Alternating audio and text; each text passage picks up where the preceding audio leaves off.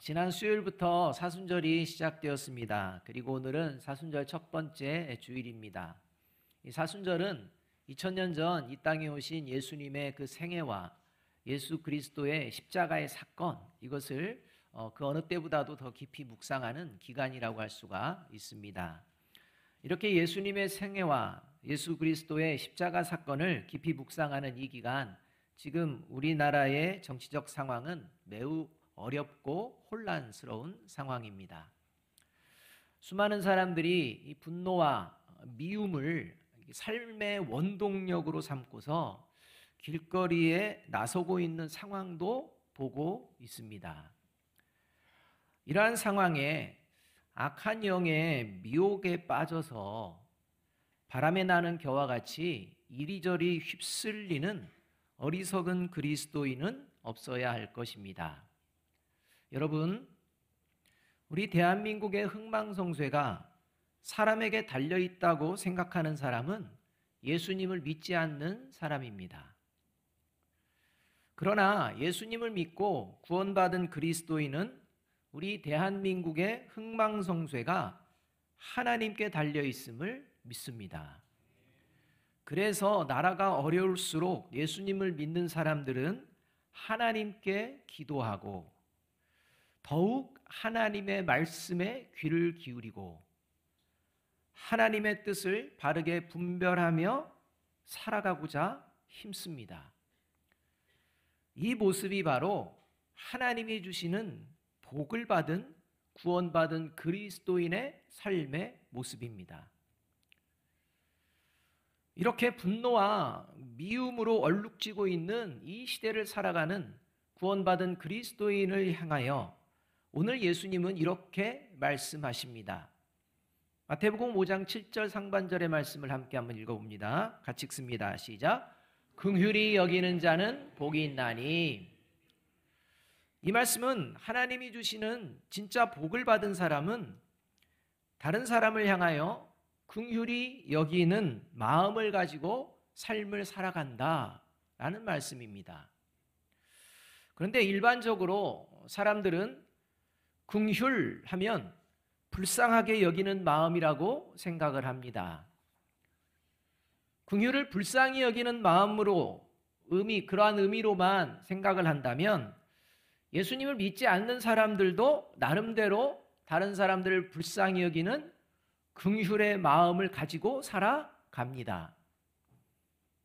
그러나 여러분, 오늘 예수님이 말씀하시는 긍휼은 예수님을 믿고 구원받은 그리스도인만이 보여낼 수 있는 긍휼이라는 것을 잊지 말아야 합니다.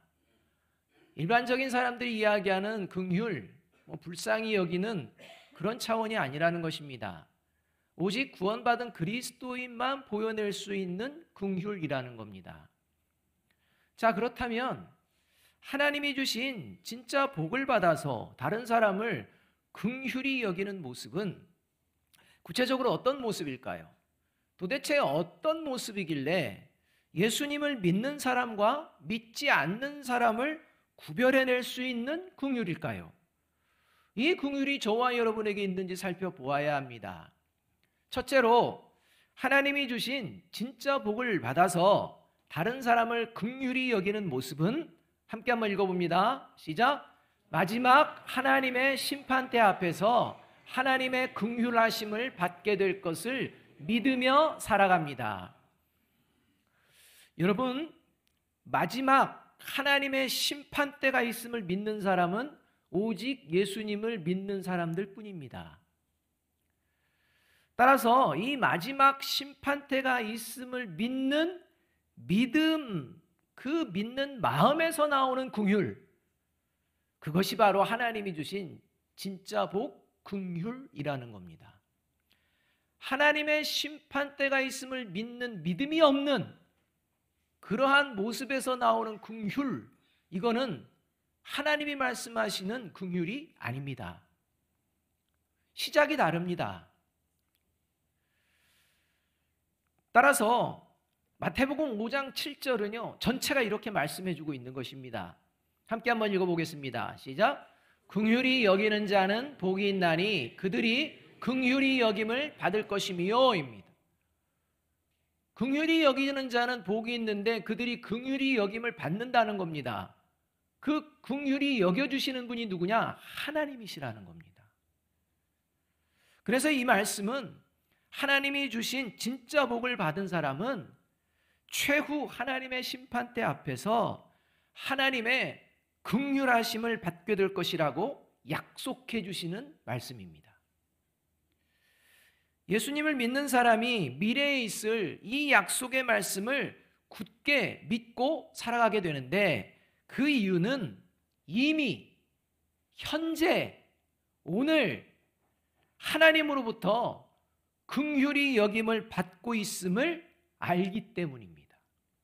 그러니까 하나님의 최후 심판대 앞에서만 긍휼을 받는다는 게 아니라 그것이 확실한 하나님의 약속이라는 것을 믿는 근본적인 이유는 바로 지금 현재 오늘 하나님이 나를 긍휼히 여겨주시는 줄로 믿습니다. 이 믿음에서 나오게 된다는 것입니다.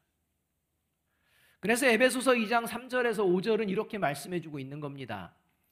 전에는 우리도 다 그 가운데서 우리 육체의 욕심을 따라 지내며 육체와 마음에 원하는 것을 하여 다른 이들과 같이 본질상 진노의 자녀이었더니, 함께 읽습니다. 긍휼이 풍성하신 하나님이 우리를 사랑하신 그 큰 사랑을 인하여 허물로 죽은 우리를 그리스도와 함께 살리셨고 너희는 은혜로 구원을 받은 것이라 고 말씀하십니다. 또한 베드로전서도 동일한 말씀을 합니다. 베드로전서 2장 10절 이렇게 말씀을 합니다. 너희가 전에는 백성이 아니더니 이제는 하나님의 백성이요 전에는 긍휼을 얻지 못하였더니 이제는 긍휼을 얻은 자니라 말씀합니다. 그리고 우리가 이렇게 주일날 예배의 자리에 모일 수 있는 그 이유도 어디에 있느냐? 바로 하나님의 긍휼하심이 있기 때문이라는 겁니다. 그 말씀이 히브리서 4장 16절 말씀입니다. 이렇게 말씀합니다. 그러므로 우리는 긍휼하심을 받고 때를 따라 돕는 은혜를 얻기 위하여 은혜의 보좌 앞에 담대히 나아갈 것이니라. 따라서 하나님으로부터 먼저 긍휼히 여김을 이미 받고 있으며 하나님의 심판대 앞에서도 하나님의 긍휼하심을 받게 될 것을 믿는 사람은 반드시 삶의 자리 가운데에서는 다른 사람을 향해 긍휼히 여기는 마음을 가지고 살아가게 되어 있다라는 말씀입니다. 왜냐하면 하나님의 긍휼하심을 먼저 받았음에도 불구하고 긍휼히 여기는 마음으로 살지 않는 자의 인생의 결과가 어떠한지도 하나님의 말씀을 통해 아주 분명히 알고 있기 때문입니다. 야고보서 2장 13절의 말씀입니다. 함께 한번 읽어보겠습니다. 시작. 긍휼을 행하지 아니하는 자에게는 긍휼 없는 심판이 있으리라. 긍휼은 심판을 이기고 자랑하느니라. 이것을 잘 말씀해 주시는 대표적인 비유, 예수님이 비유를 말씀해 주셨는데 그 비유가 우리가 잘 알고 있는 마태복음 18장에 나오는 10,000달란트 빚진 자와 100데나리온 빚진 자의 비유입니다. 긍휼히 여김을 받아서 10,000달란트의 빚을 탕감받은 자가 자기에게 100데나리온 빚을 진 그 사람을 긍휼히 여기지 않는 이러한 이러한 결과, 이것이 어떻게 될 건지 분명하게 말씀해 줍니다. 그런데 이런 비유에 등장하는 이런 모습들이 자기는 긍휼히 여김을 받으면서도 다른 사람을 긍휼히 여기지 않는 이런 일들이 우리 삶의 자리 가운데 벌어진다는 것입니다. 예전에 제가 이제 신학 공부를 하기 전에 규모가 큰 교회 공동체에서 신앙생활을 좀 오랫동안 했었습니다. 교회 공동체 규모가 있다 보니까 주일이면 개인 사업을 하시는 한 분이 꼭 오십니다. 그분은 성도들이 예배드리러 오시는 그 길목 한 부분에 자리를 잡고 구걸하시는 분이었습니다. 그의 사업은 구걸입니다. 주일이면 항상 오십니다. 한 분이 오십니다. 그런데 어느 주일날 아침 구걸하시는 다른 분이 교회 길목 다른 자리에서 자리를 잡고 구걸을 하는 일이 벌어졌습니다. 그때 항상 구걸하시던 분이 새로 오셔서 구걸하시는 분을 붙들고 소리치며 욕하며 싸우는 것입니다. 싸우는 내용은 간단합니다. 왜 내 사업장에 왔느냐? 빨리 꺼져라. 이겁니다. 갖은 욕을 하면서 그렇게 싸웁니다. 몸싸움까지 합니다. 다른 사람에게 긍휼히 여김을 받아서 생활을 하고 있으면서도 자기만 그러한 복을 누리고자 하는 그 모습, 여러분 얼마나 악합니까? 많은 성도들이 그 모습을 보면서 막 혀를 좀 찼습니다. 아마 수익이 그 다음부터는 좀 떨어지지 않았을까, 이런 생각도 해봅니다. 여러분, 하나님은 오늘 아주 분명하게 말씀하십니다. 나만 하나님께 긍휼히 여김을 받고 다른 사람을 향해서는 긍휼히 여기는 마음이 없이 살아간다면 그 사람의 최후는 마지막 하나님의 심판대 앞에서 긍휼이 없는 영원한 형벌을 받게 될 것이다 라는 겁니다.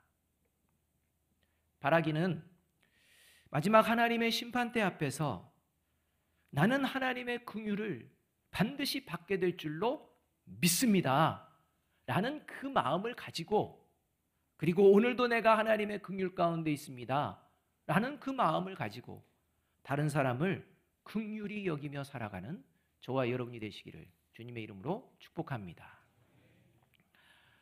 두 번째로, 하나님이 주신 진짜 복을 받아서 다른 사람을 긍휼히 여기는 모습은 그래서 이렇게 이제 살아갑니다. 같이 한번 읽어봅니다. 시작. 하나님이 내게 베풀어 주시는 긍휼의 마음을 가지고 상대방의 입장에서 생각해 보며 행동하는 것을 말합니다. 하나님이 베풀어 주신 긍휼의 마음을 가지고 이제는 상대방의 입장을 헤아려 보면서 산다는 것입니다. 오늘 본문에 나오는 긍휼과 관련되어서 구약 성경에는 두 가지 용어를 사용합니다. 히브리어에는 두 가지 용어가 있다는 것입니다. 하나는 히브리어로 라함입니다. 이 용어는 슬픔과 애통이라는 의미를 갖고 있습니다. 또 하나는 히브리어로 헤세드라는 용어입니다. 이 용어는 자비라는 의미를 담고 있습니다. 좀 더 구체적으로 말씀드리면 이 슬픔과 애통이라는 의미를 담고 있는 라함이라는 말은 나의 슬픔, 나의 애통을 말하는 게 아닙니다. 상대방의 처지를 깊이 이해하고 그들의 처지가 얼마나 슬프고 안타까운 상황인지를 공감하는 것을 말합니다. 그리고 헤세드는 상대방의 상황을 공감할 뿐만 아니라 어려운 처지에 있는 상대방이 그 어려움을 해결받는데 적극적으로 돕는 것을 말합니다.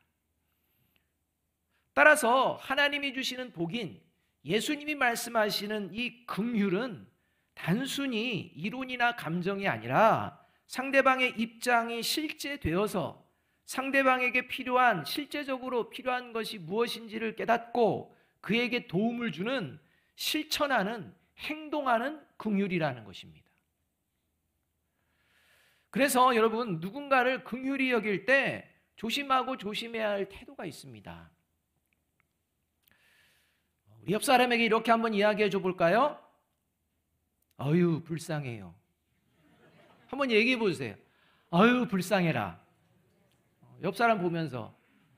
여러분, 누군가가 저와 여러분을 향해 아유, 불쌍해라 하면 여러분 마음은 좋으십니까? 아니면 막 힘드십니까? 여러분, 자칫 잘못하면 불쌍히 여기는 이 모습들이 그 긍휼히 여김을 받는 사람에게는 자존심이 상하고 기분이 나쁘고 상처를 받을 수가 있습니다. 따라서 예수님이 말씀하시는 이 긍휼의 마음은 어떤 경우에도 상대방을 존중하고 귀히 여기는 마음에서 나오는 긍휼입니다. 따라서 하나님이 주시는 이 긍휼의 마음은 어떤 경우에도 어려운 처지에 있는 사람, 그 사람보다 내가 좀 낫네, 내가 좀 더 좋은 상황에 있네 라는 우월하다는 우월의식을 절대 갖지 않습니다. 그런 마음으로 다른 사람을 불쌍히 여기는 것, 그거 하나님이 말씀하시는 긍휼이 아니라는 겁니다. 이런 긍휼의 마음을 하나님이 보여주시는 이 마음을 잘 보여주는 장면, 이걸 예수님께서 또 비유로 가르쳐 주셨는데, 그 장면이 마태복음 25장에서 나오는 양과 염소의 비유에서 구원을 받게 되는 양에 속하는 사람들의 평소의 삶의 모습이었습니다. 그 모습이 이러합니다. 마태복음 25장 37절에서 40절 말씀입니다. 이에 의인들이 대답하여 이르되 주여 우리가 어느 때에 주께서 줄이신 것을 보고 음식을 대접하였으며 목마르신 것을 보고 마시게 하였나이까? 어느 때에 나그네 되신 것을 보고 영접하였으며 헐벗으신 것을 보고 옷 입혔나이까?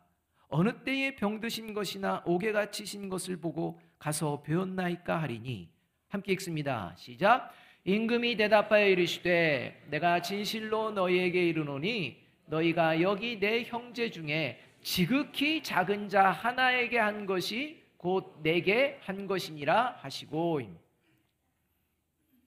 구원받게 되는 사람들이 삶을 다 마감하는 마지막 하나님의 심판대에서 예수님께 칭찬을 듣습니다. 칭찬을 듣자 반문합니다.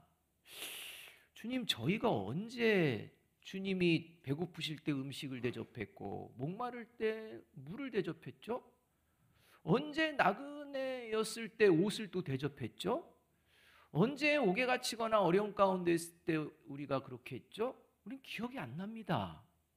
라고 했을 때 예수님께서 말씀합니다. 지극히 작은 자에게 너희가 그렇게 했다라는 겁니다. 여러분, 여기서 지극히 작은 자라는 것은 무가치하고, 그러니까 누가 봐도 무가치하고 무시받고 업신여김을 받을 수 있는 그런 처지에 있는 그런 사람을 이야기합니다. 그러니까 긍휼히 여기고 싶지 않은 그런 존재, 아무런 가치 없는 존재, 나에게는 아무 유익이 없는 그런 존재, 그런 존재를 양과 같은 구원받은 그리스도인은 그런 존재로 여기지 않았다는 겁니다. 자신과 동일한 존재로 여겼다는 것입니다. 그러니까 상대방을 향한 존중과 귀히 여기는 마음으로 변함없이 대하는 이런 모습이었다는 것입니다. 따라서 이 말씀은 하나님이 주신 진짜 복인 긍휼히 여기는 마음을 가진 사람은 누군가에게 긍휼을 베풀 때 그 누군가를 지극히 작은 자라고 여기는 우월의식 전혀 갖지 않는다는 겁니다. 나는 좀 더 나은 존재, 나는 좀 도울 수 있는 존재, 이런 생각하는 게 아닙니다. 마땅히 도와야 될 귀한 사람, 이런 마음이라는 겁니다. 도와주면 되게 유익한지 유익하지 않은지 머릿속으로 계산을 두드리며 긍휼을 생각하는 그런 존재가 아니라는 것입니다. 긍휼히 여김을 받는 그 사람이 마음에 상처받지 않도록 존중하는 마음으로 하나님이 베풀어 주시는 그 긍휼의 마음으로 그에게 행하는 그런 마음이라는 겁니다. 바라기는 하나님이 내게 베풀어 주신 긍휼의 마음을 가지고 상대방의 입장에서 생각해 보며 바르게 행동하는 저와 여러분이 되시기를 주님의 이름으로 축복합니다. 셋째로 하나님이 주신 진짜 복을 받아서 다른 사람을 긍휼히 여기는 모습, 같이 한번 읽어보겠습니다. 시작. 죄를 지은 사람과 죄를 분리해서 생각하며 죄는 미워하되 죄를 지은 사람을 향해서는 죄를 회개하기를 바라는 마음으로 살아갑니다. 예수님을 믿지 않는 사람들이 결코 동의하지 못하는 말 중에 하나가 어떤 말이냐? 죄는 미워하되 죄를 지은 사람은 미워하지 말라 라는 말입니다.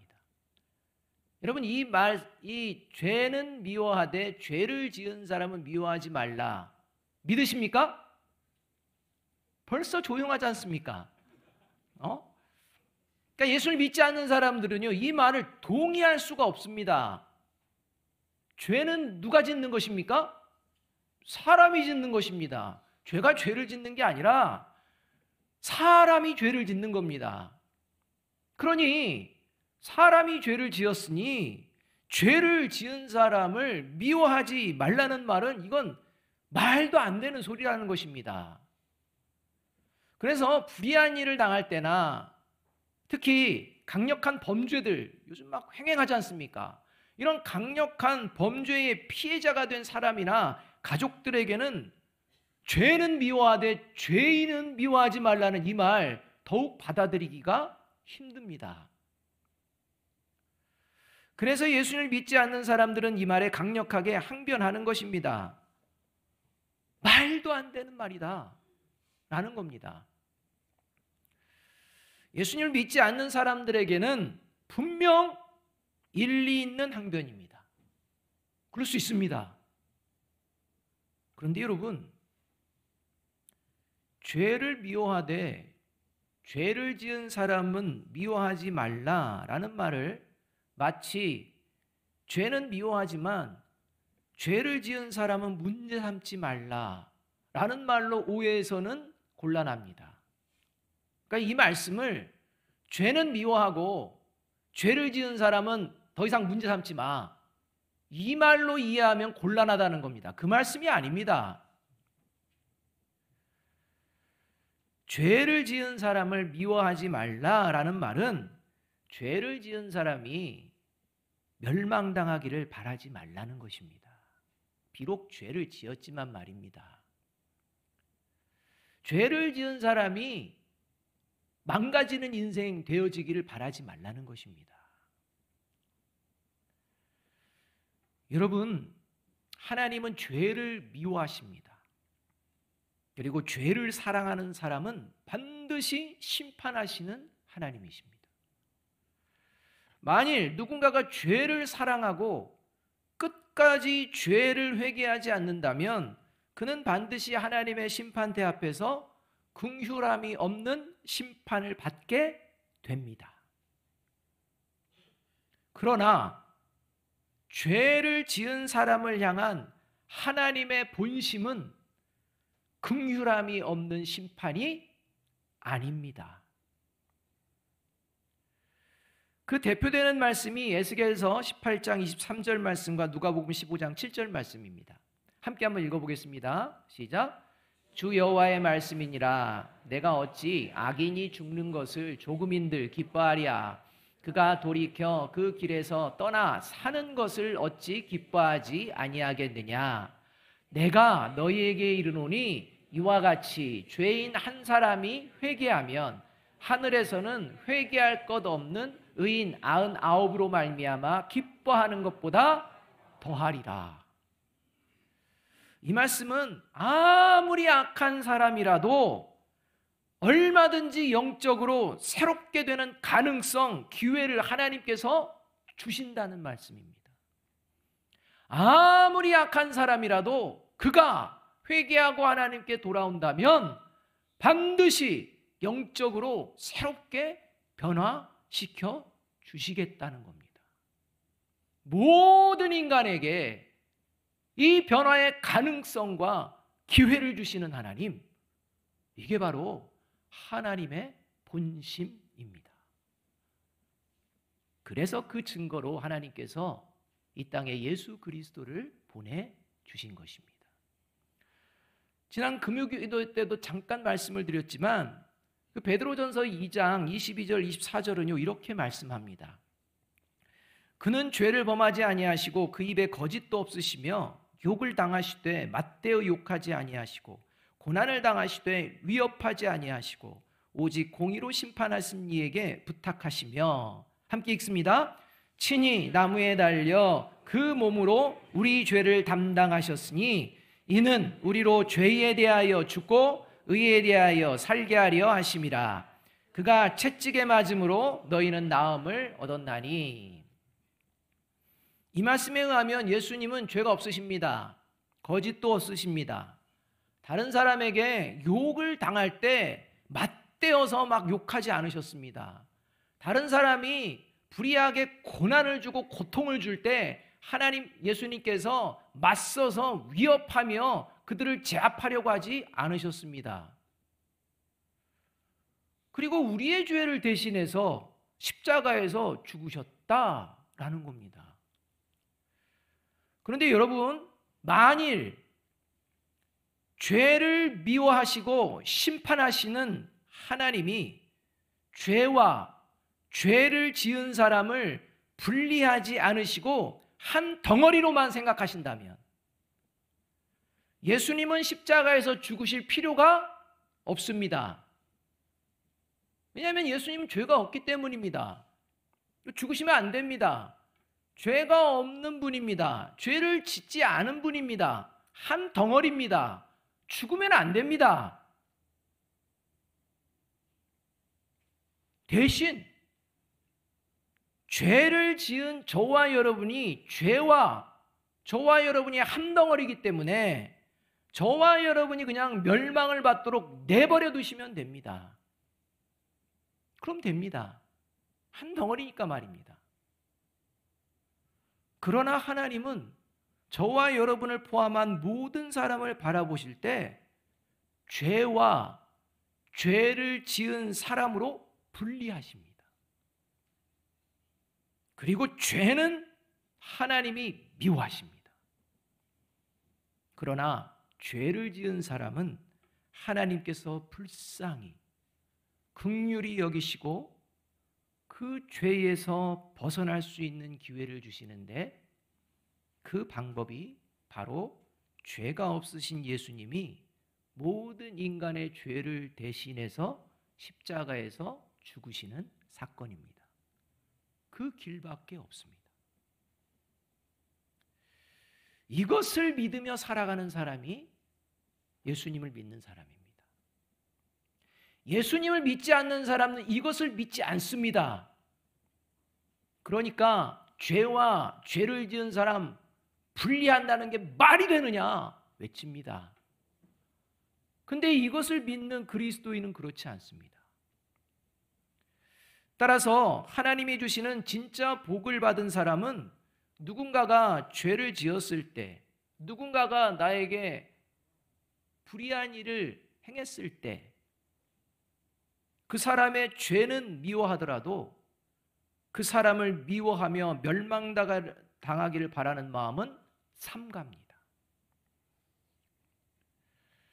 왜냐하면 구원받은 우리도 여전히 불완전해서 하나님이 긍휼히 여겨주심이 없으시면 지금이라도 하나님으로부터 영원한 미움과 멸망을 받을 수 있는 존재라는 것을 잘 알고 있기 때문입니다. 그리고 무엇보다도 하나님은 죄를 지은 그 사람도 회개하고 하나님께 돌아오기를 바라고 계신다는 것을 하나님의 말씀을 통해 믿고 알고 있기 때문입니다. 그런데 문제는 저와 여러분의 의지로는 결코 죄와 죄를 지은 사람을 분리하여 생각할 수가 없다는 것입니다. 안 됩니다. 저와 여러분의 의지로는 결코 죄는 미워하되 죄를 지은 사람을 미워하지 않는 것은 불가능하다는 것입니다. 그래서 오직 성령의 도우심을 받을 때만 가능합니다. 따라서 죄와 죄를 지은 사람을 분리하지 못한다면 상대방이 내게 욕하면 같이 욕하고 상대방이 나를 미워하면 같이 미워하며 살아가고 있다면 그 사람은 지금 육신에 속해서 살아가고 있다는 확실한 증거라고 할 수가 있습니다. 반면 죄와 죄를 지은 사람을 분리해서 생각하며 죄를 미워하되 나는 죄에 빠지지 않고 죄를 지은 그 사람을 향해서는 회개하기에 이르기를 원하는 긍휼히 여기는 마음을 가지고 살아가고 있다면 그 사람은 성령의 인도하심을 받고 있다는 확실한 증거라고 할 수 있습니다. 그래서 예수님이 말씀하시는 긍휼의 마음을 가지고 살아갈 수 있는 사람은 오직 예수님을 믿고 성령을 받은 구원받은 그리스도인만이 가능합니다.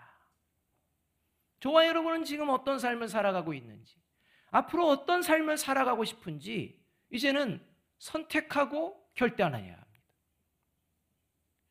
여러분, 그 어느 때보다도 하나님이 주시는 진짜 복인 긍휼히 여기는 마음을 가지고 살아가는 진정한 그리스도인과 교회 공동체가 필요한 시대입니다.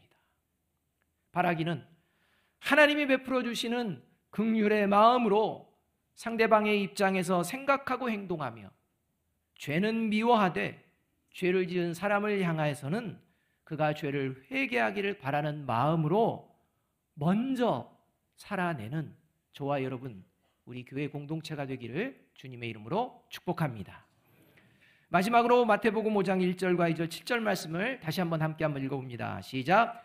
예수께서 무리를 보시고 산에 올라가 앉으시니 제자들이 나아온지라.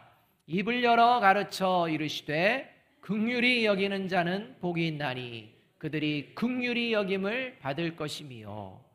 이 마음이 이 한 주간을 살아내는 저와 여러분이 마음이 되시기를 주님의 이름으로 축복합니다. 기도하겠습니다.